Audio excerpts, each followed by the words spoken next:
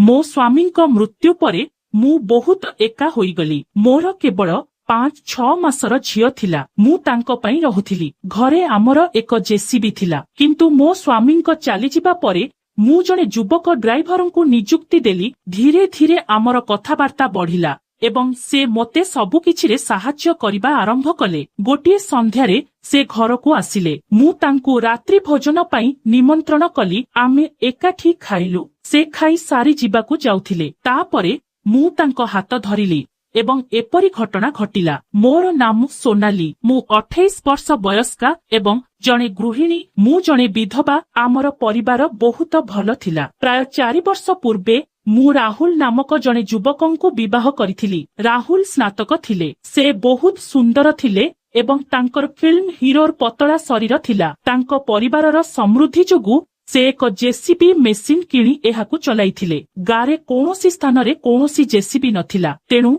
तांकर प्रचुर काम थिला एवं परिवार पई यथेष्ट रोजगार थिला। मो स्वामी मोते बहुत भल पाउथिले। से मोर प्रत्येक इच्छा पूर्ण करुथिले। से मोते रानी परी व्यवहार करुथिले एवं मोर छोट छोट आवश्यक ताकु मध्य पूर्ण करुथिले। विवाहर प्राय 1.5 वर्ष परे मु गर्भवती होइथिली। मो स्वामी प्रेम मो पेट्रे बढ़िबाकु लागिला एवं से मोर आहुरी जत्न नेबाकु लागिले। धीरे धीरे समय बीतीगला एवं मु एक सुंदर झियो को जन्म देली। से मो परी सुंदर एवं निरीह थिला। तांको आगमन आम जीवन को आहुरी आनंदरे भरिदेला। आमे दुहे मो स्वामी एवं मो झियो अत्यंत खुशी थिलु। आमर जीवन स्वप्न परी चलीथिला, किंतु भाग्यर अन्य योजना थिला। गोटिए दिन आमे 3 जण मो स्वामी एवं मो झियो गाड़ी चलाइबाकु बाहरकु जाउथिलु। आमर निजस्व गाड़ी थिला एवं आमे खुशीरे यात्रा करुथिलु। हठात एक बड़ ट्रक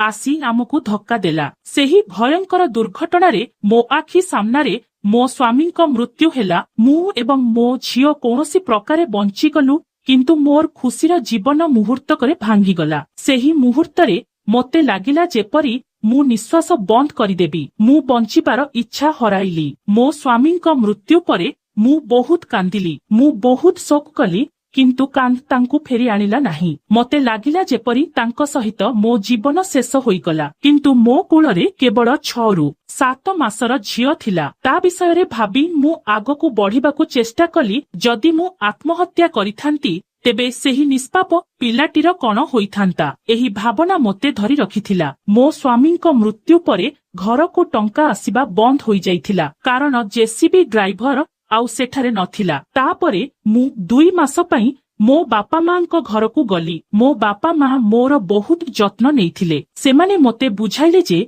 मु जणे ड्राइवर को नियुक्ति देबा उचित, कारण जदि जेसीबी निष्क्रिय रहे तेबे आमर आर्थिक परिस्थिति खराब होई जिवो। मो झियो को भल शिक्षा देबा पई जेसीबी चलाइबा अत्यंत जरूरी थिला। मु 2 मास परे मो ससुर घर को फेरी आसिली। मो स्वामी बापा मां मृत्यु होई सारिथिला, तेणु केवल मु एवं मोर सान झियो घरे रहुथिलु। घरर नीरवता एवं एकाकिता केतेबेले असह्य अनुभव हेउथिला। एही समयरे मो बापा मां मते समर्थन करिथिले एवं आम संपर्कीयଙ୍କ ମଧ୍ୟରୁ जणे जेसीबी ड्राइवरଙ୍କ व्यवस्था करिथिले। सेमाने मते फोन करी कहिले जे आजी जणे युवक आसीबे। से जेसीबी बहुत भल चलांती एवं मोर जणे संपर्कीय तांकर देखाशुना करिबा पई तांकर केही नाहंती। तेणु तुमको तांको रहिबा व्यवस्था करिबाकू पड़िबो। तुमको तांको खाइबाकू मध्य देबाकू पड़िबो। किंतु से हृदयर जणे बहुत दयालु व्यक्ति। मो बापा मांको कथा सुनी मते किछि आश्वस्ति मिलिला, किंतु तथापि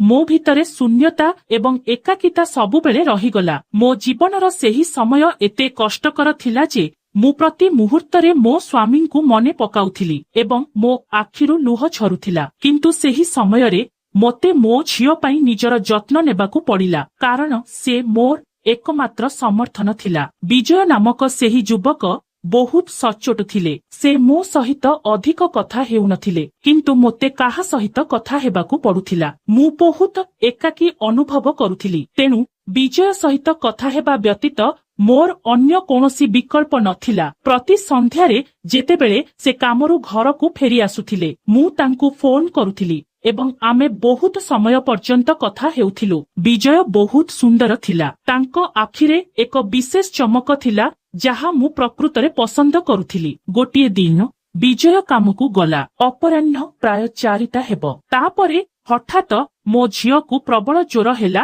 ଏବଂ ସେ ଯନ୍ତ୍ରଣାରେ ଛଟପଟ ହେବାକୁ ଲାଗିଲା। ଆମ ଗାଁ ଠାରୁ ଡାକ୍ତରଖାନା 4-5 କିଲୋମିଟର ଦୂରରେ ଥିଲା, କିନ୍ତୁ ମୁଁ ଗାଡ଼ି ଚଲାଇ ଜାଣି ନଥିଲି ଏବଂ ତା ଅବସ୍ଥା ଦେଖି ମୁଁ ଭୟଭୀତ ହୋଇଗଲି।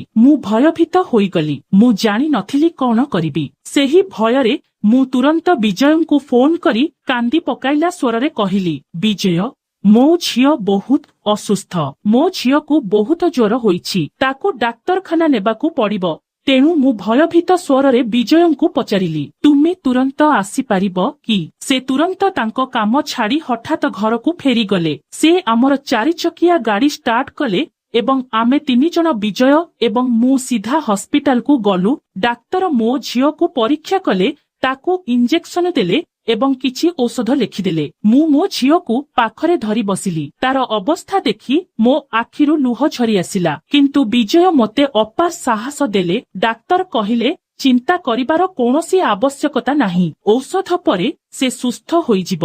ଏହା ଶୁଣି ମୋର ମନ ଟିକେ ଶାନ୍ତ ହୋଇଗଲା। ତାପରେ ଆମେ ଘରକୁ ଫେରିଗଲୁ। ସନ୍ଧ୍ୟାରେ ମୁଁ ମୋ ଝିଅକୁ ଔଷଧ ଦେଇ ଶୋଇବାକୁ ଦେଲି ଏବଂ ତାପରେ ରୋଷେଇ କରିବାକୁ ରୋଷେଇ ଘରକୁ ଗଲି। ସେହିଦିନ ମୁଁ ବିଜୟ ପ୍ରତି ଏକ ଅଦ୍ଭୁତ କୃତଜ୍ଞତା ଅନୁଭବ କଲି। ମୁଁ ତାକୁ କହିଲି, ବିଜୟ, ଆଜିଠାରୁ ତୁମେ ଘରେ ଖାଇବା ଉଚିତ। ମୁଁ ଘରକୁ ଏକ ଅଦରକାରୀ ପ୍ୟାକେଜ ଆଣିବା ଏବଂ ଏକା ଖାଇବା ପସନ୍ଦ କରେ ନାହିଁ। ପ୍ରଥମେ ବିଜୟ ଟିକେ ଚେଷ୍ଟା କଲା। ସେ ମନା କଲେ, ସେ ସକୋଚ କଲେ, କିନ୍ତୁ ଶେଷରେ ସେ ହମ୍ କହିଲେ। ସେହିଦିନ ଆମେ ପ୍ରଥମ ଥର ପାଇଁ ଏକାଠି ଖାଇଲୁ। ମୁଁ ଶାନ୍ତି ଏବଂ ସନ୍ତୋଷର ଗଭୀର ଅନୁଭବ କଲି। ବିଜୟ କେବଳ ମୋ ଝିଅକୁ ଡାକ୍ତରଖାନା ନେବା ପାଇଁ ସାହାଯ୍ୟକାରୀ ନଥିଲେ, ସେ ମୋତେ କିରାଣା, ସାପ୍ତାହିକ କିଣାକାଟା ଏବଂ ଘରେ ମୋର ଆବଶ୍ୟକୀୟ ଅନ୍ୟ କିଛି ପାଇଁ ମଧ୍ୟ ସାହାଯ୍ୟ କରିଥିଲେ। ସେ ବଡ଼ କିମ୍ବା ଛୋଟ ସବୁକିଛିରେ ମୋର ସମର୍ଥନ ପ୍ରଣାଳୀ ହୋଇଗଲେ। ମୁଁ ତାଙ୍କୁ କାମ ଦେବାକୁ କେବେ ଦ୍ୱିଧା ଅନୁଭବ କରିନଥିଲି,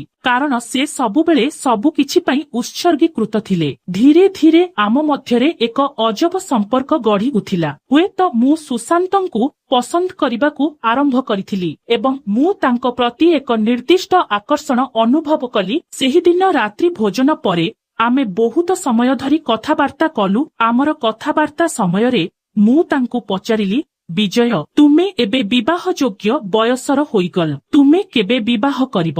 ସେ ହାଲୁକା ହସି କହିଲେ, ଭାଉଜ, ମୁଁ ଏତେ କଷ୍ଟକର ପରିସ୍ଥିତିରେ ଅଛି ଯେ ମୋତେ ସମର୍ଥନ କରିବା ପାଇଁ ମୋର କେହି ନାହାନ୍ତି। କିଏ ମୋତେ ତାଙ୍କ ଝିଅ ଦେବ? ତାଙ୍କ ଉତ୍ତର ମୋ ହୃଦୟରେ ଏକ ବିନ୍ଧା ପରି ଲାଗିଲା। ମୁଁ ତୁରନ୍ତ ଉତ୍ତର ଦେଲି, ମୋତେ ଭାଉଜ ବୋଲି ଡାକିବ ନାହିଁ। ମୋର ନାମ ସୋନାଲି। ମୋତେ ମୋ ନାମ ଧରି ଡାକିବ। ପ୍ରଥମେ ସେ ସକୋଚ କରୁଥିଲେ। କିନ୍ତୁ ଯେତେବେଳେ ମୁଁ ଜିଦ ଧରିଥିଲି, ସେ ଶେଷରେ ମୋ ନାମ ଧରି ମୋତେ ଡାକିବା ଆରମ୍ଭ କଲେ। ତାଙ୍କ ଓଠରୁ ସୋନାଲି ଶବ୍ଦ ଶୁଣି ମୋ ହୃଦୟରେ ଏକ ଅଦ୍ଭୁତ କୋମଳ ଭାବନା ଜାଗ୍ରତ ହେଉଥିଲା। ଆହୁରି କିଛି ଦିନ ଏହିପରି ବିତିଗଲା। ମୋ ସ୍ୱାମୀଙ୍କ ମୃତ୍ୟୁ ପରେ ମୁଁ ବହୁତ ଏକାକୀ ହୋଇଗଲି, କିନ୍ତୁ ବିଜୟଙ୍କ ଉପସ୍ଥିତି ମୋ ଜୀବନରେ ଏକ ନୂତନ ସ୍ୱପ୍ନ ଜାଗ୍ରତ କରିବା ଆରମ୍ଭ କରିଥିଲା, ଯେପରି କଳା ମେଘ ପରେ ସୂର୍ଯ୍ୟ କିରଣ। କିନ୍ତୁ ଭାଗ୍ୟ ମୋତେ ପୁଣି ପରୀକ୍ଷା କଲା। କିଛି ଦିନ ପରେ ମୁଁ ଅସୁସ୍ଥ ହୋଇଗଲି। ମୁଁ ଡେଙ୍ଗୁ ଜ୍ୱରରେ ପୀଡ଼ିତ ହେଲି। ମୋର ଶରୀର ସମ୍ପୂର୍ଣ୍ଣ କ୍ଳାନ୍ତ ହୋଇଯାଇଥିଲା। ପ୍ରବଳ ଜ୍ୱର ମୋ ଶରୀରର ପ୍ରତ୍ୟେକ ଅଂଶକୁ ପୋଡ଼ି ଦେଉଥିଲା। ମୋର ଅବସ୍ଥା ବହୁତ ଖରାପ ଥିଲା। ମୋ ଆଖିରୁ ଲୁହ ବହିଯାଉଥିଲା, କିନ୍ତୁ ମୋର ଯତ୍ନ ନେବା ପାଇଁ କେହି ନଥିଲେ। ତୁରନ୍ତ ବିଜୟ ମୋତେ ଡାକ୍ତରଖାନାକୁ ନେଇଗଲେ ଏବଂ ଡାକ୍ତରଙ୍କ ଚିକିତ୍ସା କରାଇଲେ। ମୁଁ ପ୍ରାୟ 4-5 ଦିନ ପର୍ଯ୍ୟନ୍ତ ବହୁତ ଦୁର୍ବଳ ଅବସ୍ଥାରେ ରହିଲି, କିନ୍ତୁ ସେହି ସମୟରେ ବିଜୟ ମୋତେ ଯେଉଁ ଯତ୍ନ ଦେଖାଇଲେ ତାହା ଦେଖି ମୋର ହୃଦୟ ତାଙ୍କ ପ୍ରତି ଆହୁରି ସ୍ନେହରେ ଫୁଲିଗଲା। ସେ ମୋ ପାଖରେ ବସିଲେ, ମୋତେ ପାଣି ଦେଲେ, ସମୟ ଅନୁସାରେ ଔଷଧ ଦେଲେ ଏବଂ ମୋର ଘର କାମ ମଧ୍ୟ କଲେ। ଏସବୁ ମୋ ମନରେ ତାଙ୍କ ପ୍ରତି କୃତଜ୍ଞତା ସୃଷ୍ଟି କଲା ଏବଂ ଏକ ଗଭୀର ସମ୍ପର୍କର ଭାବନା ମଧ୍ୟ ସୃଷ୍ଟି କଲା। ଅସୁସ୍ଥତାର ସେହି ଦିନଗୁଡ଼ିକ ମୋତେ ଅନୁଭବ କରାଇଲା ଯେ ବିଜୟ କେବଳ ସାହାଯ୍ୟକାରୀ ହାତ ନୁହେଁ, ବରଂ ମୋ ଏବଂ ମୋ ଝିଅର ଜୀବନରେ ଏକ ପ୍ରକୃତ ସମର୍ଥନ। ବିଜୟ ଅତ୍ୟନ୍ତ ସଚ୍ଚୋଟ ଥିଲା। ସେ ମୋ ସହିତ ବହୁତ କମ କଥା ହେଉଥିଲା, କିନ୍ତୁ ମୁଁ କାହା ସହିତ କଥା ହୋଇପାରିବି। ମୋର ଜୀବନ ଏତେ ଏକାକୀ ହୋଇଯାଇଥିଲା ଯେ ବିଜୟ ସହିତ କଥା ହେବା ବ୍ୟତୀତ ମୋର ଆଉ କୌଣସି ବିକଳ୍ପ ନଥିଲା। ତେଣୁ ଯେତେବେଳେ ସେ ସନ୍ଧ୍ୟାରେ କାମରୁ ଘରକୁ ଫେରିଥିଲେ, ମୁଁ ତାଙ୍କୁ ଡାକିଥିଲି ଏବଂ ଆମେ ବହୁତ ସମୟ ଧରି କଥା ହେଉଥିଲୁ। ତାଙ୍କ ସହିତ କଥା ହେବା ଦ୍ୱାରା ମୋର ହୃଦୟ ହାଲୁକା ହେଉଥିଲା। ବିଜୟ ଅତ୍ୟନ୍ତ ସୁନ୍ଦର ଥିଲା। ସେ ଲମ୍ବା, ଚଉଡ଼ା ଏବଂ ପତଳା ଥିଲେ। ତାଙ୍କ ଆଖିରେ ଏକ ଅନନ୍ୟ ଚମକ ଥିଲା ଯାହା ମୋତେ ପ୍ରତିଦିନ ଆଶା ଦେଉଥିଲା। ଯେତେବେଳେ ମୁଁ ସମ୍ପୂର୍ଣ୍ଣ ସୁସ୍ଥ ହୋଇଗଲି, ଗୋଟିଏ ସନ୍ଧ୍ୟାରେ ରାତ୍ରି ଭୋଜନର ସମୟ ହୋଇଗଲା, କିନ୍ତୁ ବିଜୟ ଘରକୁ ଆସିବାରେ ବିଳମ୍ବ ହେଉଥିଲା। ମୁଁ ତାଙ୍କୁ ଫୋନ କଲି ଏବଂ ସେ କହିଲେ, ମୁଁ ଟିକେ ବିଳମ୍ବ କରିବି, ତୁମେମାନେ ଖାଇବା ଉଚିତ। ମୁଁ କହିଲି, ଠିକ ଅଛି, କିନ୍ତୁ ଭିତରେ ଭିତରେ ମୁଁ ଖାଇବାକୁ ଇଚ୍ଛା କରୁନଥିଲି, କାରଣ ମୁଁ ପ୍ରତିଦିନ ତାଙ୍କ ସହିତ ଖାଇବାରେ ଅଭ୍ୟସ୍ତ ହୋଇଯାଇଥିଲେ। ସନ୍ଧ୍ୟା ପରେ ରାତି ହୋଇଗଲା ଏବଂ 11:30ରେ ବିଜୟ ଘରେ ପହଞ୍ଚିଲା। ସେ ଡୋରବେଲ୍ ବଜାଇଲା। ମୁଁ ଦ୍ୱାର ଖୋଲି ଧୀରେ କହିଲି, ଆଜି ତୁମେ କେତେ ଡେରି କଲ? ଆସ, ମୁଁ ତୁମକୁ ରାତ୍ରି ଭୋଜନ କରିବି। ସେ ସଙ୍ଗେ ସଙ୍ଗେ ପଚାରିଲେ, ତୁମେ ଖାଇଛ? ମୁଁ ସାମାନ୍ୟ ହସି ଉତ୍ତର ଦେଲି, ନା, ମୁଁ ଏପର୍ଯ୍ୟନ୍ତ ଖାଇନାହିଁ। ସେ ଟିକେ ରାଗିଥିବା ତଥାପି ଚିନ୍ତିତ ସ୍ୱରରେ ମୋ ଆଡ଼କୁ ଚାହିଁ କହିଲେ, ମୁଁ ତୁମକୁ କେତେଥର କହିଛି ଯେ ମୋ ପାଇଁ ଅପେକ୍ଷା କର ନାହିଁ। ତୁମର ଖାଦ୍ୟ ଖାଅ, ମୋ ପାଇଁ ଭୋକରେ ଅପେକ୍ଷା କର ନାହିଁ। ଏହା ଶୁଣି ମୋ ଆଖିରେ ଲୁହ ଆସିଗଲା, କାରଣ ସେ କହିଥିବା ପ୍ରତ୍ୟେକ ଶବ୍ଦ ମୋ ପାଇଁ ପ୍ରକୃତ ଚିନ୍ତାକୁ ପ୍ରତିଫଳିତ କରୁଥିଲା। ଆମର ଆଖି ଗୋଟିଏ ମୁହୂର୍ତ୍ତ ପାଇଁ ମିଶିଗଲା, ଯେପରି ଶବ୍ଦ ବିନା ହଜାର ହଜାର ଭାବନା ପ୍ରକାଶିତ ହେଉଥିଲା। ତାପରେ ଆମେ ଦୁହେଁ ଖାଇବାକୁ ବସିଲୁ। ଆମେ ପେଟ ପୂରା ଖାଇଲୁ ଏବଂ ତାଙ୍କର ପ୍ରତ୍ୟେକ ପ୍ରେମପୂର୍ଣ୍ଣ ଶବ୍ଦ ମୋତେ ଆଉ 2 କିମ୍ବା 3ଟି ଖାଇବାକୁ ବାଧ୍ୟ କଲା। ରାତ୍ରି ଭୋଜନ ପରେ ବହୁତ ଡେରି ହୋଇଗଲା। ବିଜୟ ଯିବା ପାଇଁ ଠିଆ ହେଲା। ସେ ଯିବା ସମୟରେ ମୁଁ ହଠାତ୍ ତାଙ୍କ ହାତ ଧରିଲି। ମୋର ହୃଦୟ ଧଡ଼ ଧଡ଼ କରୁଥିଲା, କିନ୍ତୁ ମୁଁ ସାହସ ସଂଗ୍ରହ କରି କହିଲି, ବିଜୟ, ମୋର ତୁମକୁ କିଛି କହିବାକୁ ଅଛି। ସେ ଟିକେ ଆଶ୍ଚର୍ଯ୍ୟ ହୋଇ କହିଲେ, ମୋତେ କୁହ। ମୁଁ ମୋର ଭାବନାକୁ ଚାପି ରଖିପାରିଲି ନାହିଁ ଏବଂ ଏକ ନରମ କିନ୍ତୁ ଦୃଢ଼ ସ୍ୱରରେ ସେ କହିଲେ, ବିଜୟ, ତୁମେ ଆସିବା ପରଠାରୁ ମୋ ଘରକୁ ଶାନ୍ତି ଏବଂ ଖୁସି ଫେରି ଆସିଛି। ମୁଁ ବହୁତ ଏକୁଟିଆ ଥିଲି, କିନ୍ତୁ ତୁମ ସହିତ କଥା ହେବା ମୋତେ ହାଲୁକା ଅନୁଭବ କରାଉଛି। ମୋ ଜୀବନରେ ଏକ ନୂତନ ଆନନ୍ଦ ଫେରି ଆସିଛି। ତୁମେ ମୋ ପାଇଁ ଏବଂ ମୋ ଝିଅ ପାଇଁ ଏତେ ଯତ୍ନବାନ ଯେ ମୁଁ ତୁମ ବିନା ଜୀବନ କଳ୍ପନା କରିପାରିବି ନାହିଁ। ତୁମେ ମୋତେ ବିବାହ କରିବ କି? ଏହି କଥାଗୁଡ଼ିକ ଶୁଣି ସେ ମୋ ଆଖିକୁ ଗଭୀର ଭାବରେ ଚାହିଁଲେ ଏବଂ ମୁଁ ମଧ୍ୟ ତାଙ୍କ ଆଖିକୁ ଏକ ଦୃଷ୍ଟିରେ ଚାହିଁ ରହିଲି। ସେ କିଛି ସମୟ ପାଇଁ ନୀରବ ରହିଲେ। ତାପରେ ସେ ଧୀରେ ଧୀରେ କହିଲେ, ତୁମେ ଜାଣ, ମୁଁ ବହୁତ ଗରିବ। ଲୋକମାନେ କଣ କହିବେ?